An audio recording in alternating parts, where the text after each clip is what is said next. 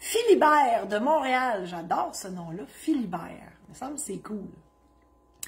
Bonjour, mon amoureux et moi, on s'est mariés en 2016 car il s'en allait travailler dans un autre pays pour quelques mois et qu'il fallait qu'on soit mariés pour que ce pays accepte que je l'accompagne autant de temps. C'était une obligation pour obtenir un visa.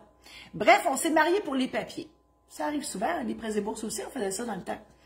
Maintenant, nous sommes de retour à Montréal et habitons ensemble, bien entendu. Par contre, nous ne souhaitons plus être mariés pour des raisons personnelles, disons émotionnelles, même si nous nous aimons toujours et désirons rester sous le même toit. J'avoue que vous m'intriguez, mais je pose pas de questions.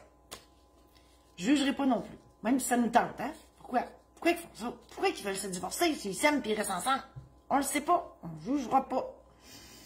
Première question des Philibert. Si je comprends bien, pour divorcer, il nous faudrait habiter à 2 adresses différentes. Pour ce faire, ce que nous ne souhaitons pas. Est-il possible de divorcer quand même? La réponse, c'est oui. Moi, j'ai déjà marié du monde. Une deuxième fois, ils s'étaient divorcés. Ben, en fait, ils s'étaient mariés. Ils se sont divorcés. Puis ils se sont mariés après. Ils avaient changé d'idée. Il y a des fous qui ne changent pas d'idée. Pourquoi pas? Donc, non. Il n'y a pas d'obligation de ne pas rester ensemble. Là. Les conjoints de fait, ça reste ensemble. Vous allez juste redevenir conjoint de fait. That's it. C'est tout. Donc, il n'y a aucun problème à ce niveau-là. Deuxième question de Philibert. Y a-t-il d'autres options possibles? Pouvons-nous au moins faire un contrat de mariage qui stipule qu'on ne se devra rien si jamais on se sépare? Vraiment rien du tout, question que ça fasse comme si on ne s'était jamais marié. Là, il va falloir que vous assumiez par contre, Philibert, que vous êtes marié en 2016. On est en 2022. Ça fait 6 ans. Donc, même si vous vous aimez, puis tout, le patrimoine familial, c'est d'ordre public et vous devrez passer au travers de la procédure du calcul du patrimoine familial et du régime matrimonial. Si vous vous êtes marié sans contrat de mariage en société d'acquêt, il faudra faire le calcul du patrimoine familial et le calcul des acquêts. Et une fois que ce calcul sera fait, puis que ça sera passé en cours et tout, ben, vous vivrez avec les conséquences économiques de ça. Il n'y a rien qui vous empêche par la suite de refaire d'autres ententes, de dire, peu importe ce qui s'est passé devant le juge, on recalcule autrement après. Mais pour le juge, ça va être calculé de même. On n'en sort pas, c'est d'ordre public. Dernière question. Si oui, comment fait-on? Pouvons-nous rédiger ce contrat nous-mêmes et ensuite le faire signer au notaire ou devons-nous le faire rédiger par quelqu'un? Ça me fait rire parce que des fois, il y a des gens qui me disent ça. Puis ils ne veulent pas nous insulter. C'est un peu insultant pareil. Ils disent, moi le faire chez nous, moi te l'emmener, peux-tu me l'étamper? On ne peut pas faire ça.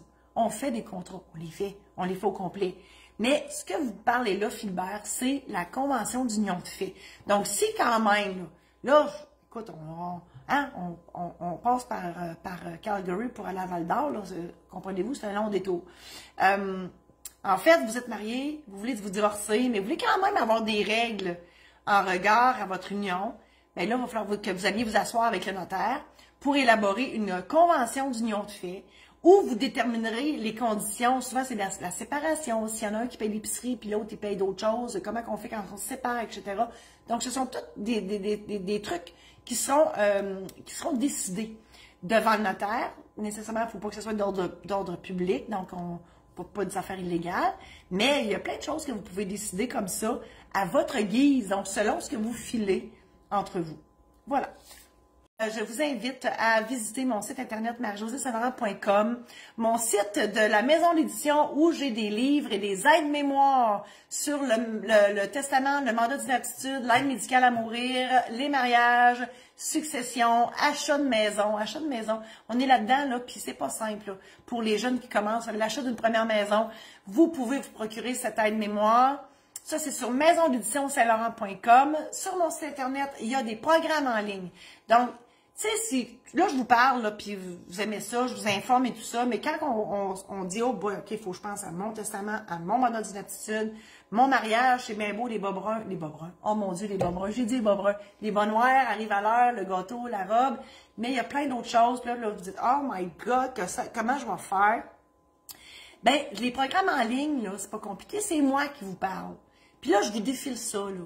Tu sais, je vous explique ça. Puis là, si je parle trop vite, là, vous pesez sur pause, mettez-moi sur mute si ça vous tente plus. Regarde, c'est vous autres le boss. Et avec ça, avec le programme en ligne, vous avez un aide-mémoire. que vous pouvez imprimer. Vous écrivez ça. L'idée, c'est de vous aider à vous préparer avant d'aller chez le notaire. Parce que, je le sais, on est bien fatigants, les notaires, on effraie le monde, je sais. C'est pas tout. Je pense que c'est moins pire que les comptables. Pauvres comptables, je suis sur leur dos aujourd'hui. Mais bref, ça peut être insécurisant d'aller voir le notaire. Ça vous tente pas de faire puis vous savez pas, vous voulez pas être pris par surprise chez le notaire. Donc, vous pouvez vous préparer. L'idée, c'est ça. Alors, sur les testaments, les mandats d'inaptitude, l'aide médicale à mourir. L'aide médicale à mourir, l'aide-mémoire que j'ai parlé tantôt, il est gratuit à l'achat de celui du testament ou du mandat d'inaptitude. Ça, je parle de votre aide-mémoire. Donc, papier ou version numérique. Programme en ligne aussi sur la préparation du mariage, la cérémonie, j'en parle, et aussi tout ce qui a rapport au régime matrimonial, au patrimoine familial. J'explique tout ça en détail. Règlement d'une succession. C'est déjà assez pénible de perdre quelqu'un dans la vie. Si au moins vous pouvez vous aider avec la paperasse, de grâce, programme en ligne, aide-mémoire, ça vous donne une bonne partance, beaucoup moins compliqué que le fameux livre qui vous donne au salon funéraire qui vous empêche de dormir. Ensuite, l'achat de maison, je l'ai dit.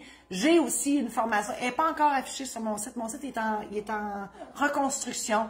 Une formation en démarrage d'entreprise. Tout ce que vous devez savoir avant de démarrer une entreprise. Marcel, ici, je ne sais pas pourquoi. Il veut que je vous le montre. Marcel, viens dire bonjour. Et voilà, Marcel. Voilà, Marcel. Hein? Eh oui, c'est Marcel. Ben oui, gros bébé. Alors, voilà. Ben, c'est ça. Et si ça vous tente, ben, partagez en grand nombre cette chronique et toutes les autres que je publie à toutes les semaines. Vous pouvez aller sur YouTube, Notaire pas ordinaire. Mes chroniques sont toutes là. Voilà, j'ai fini. Merci infiniment. Je vous embrasse. Bonne semaine et à la semaine prochaine.